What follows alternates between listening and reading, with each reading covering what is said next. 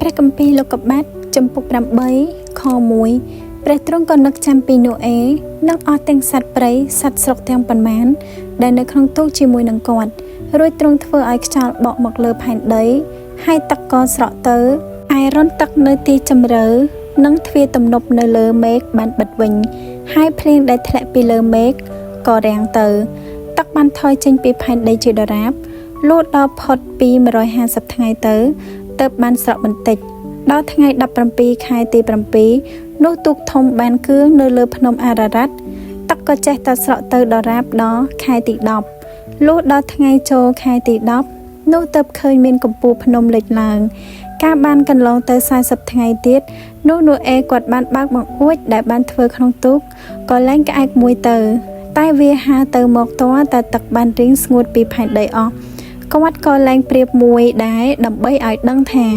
ទឹកបានស្រកពីផែនដីទៅហើយឬនៅតែប្រៀបនោះរកកន្លែងណានឹងទុំគ្មាន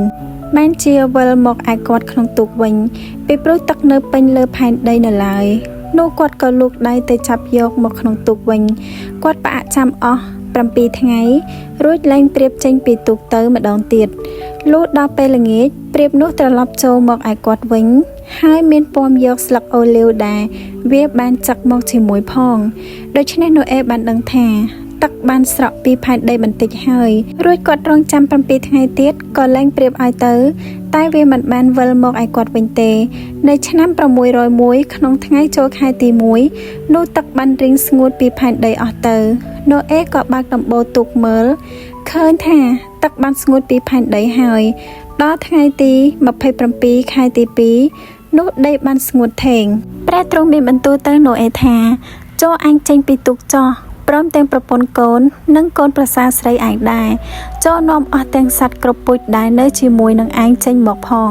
ទូទាំងសត្វស្លាបសត្វជើង4និងគ្រប់ទាំងសត្វដែលលូនវានៅដីក្តីដើម្បីឲ្យបានមកបង្កើតកូនចម្រើនជាបរិបូរណ៍នៅពេញពាសលើផែនដី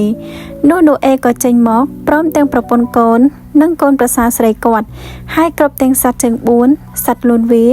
និងសត្វស្លាបទាំងប៉ុន្មានផងគឺគ្រប់ទាំងសត្វដែលកម្រើកនៅផែនដីនោះក៏ចេញពីទូកមកតាមពូជណូអេបានស្អាងអាសនាមួយថ្វាយព្រះយេហូវ៉ាក៏យកសត្វជើង4ពីសត្វដ៏ស្អាតគ្រប់មុខហើយពីសត្វស្លាបស្អាតគ្រប់មុខមកថ្វាយជាដង្វាយដុតលើអាសនានោះព្រះយេហូវ៉ាទ្រង់ធំក្លិនឈ្ងុយរួចទ្រង់សម្រេចក្នុងព្រះハរតីថាអញនឹងបណ្ដាសាដីដោយព្រោះមនុស្សទៀតទេពីព្រោះគំនិតក្នុងចិត្តមនុស្សនោះអាក្រក់តាំងតែពីក្មេងមកអញក៏មិនធ្វើទោសដល់ជីវិតទាំងឡាយដោយដែលអញទើបនឹងធ្វើនោះទៀតដែរ